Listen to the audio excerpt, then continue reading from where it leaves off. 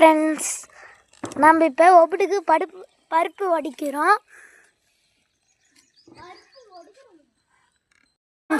நம்ம இப்போ கடலைப்பருப்பை வேக வச்சு உரலில் போட்டு ஆட்டிக்கலாம். நல்லா ஆட்டிக்கலாம்.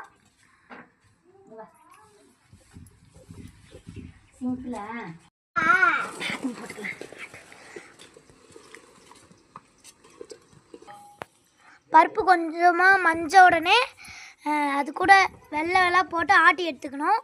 சுக்கு சோம்பு எல்லாமே போட்டு ஒன்றா ஆட்டி எடுத்துக்கோங்க.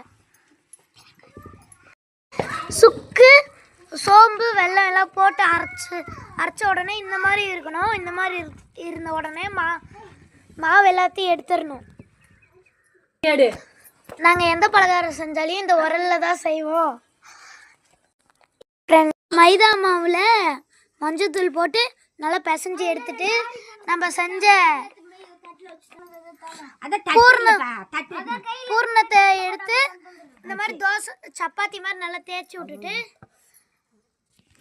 அந்த பூ போட்டுட்டு அப்படியே எடுத்து இந்த குண்டால போட்டுக்கலாம். இப்போ நம்ம எப்படி இருக்குன்னு டேஸ்ட் பார்த்துக்கலாம்.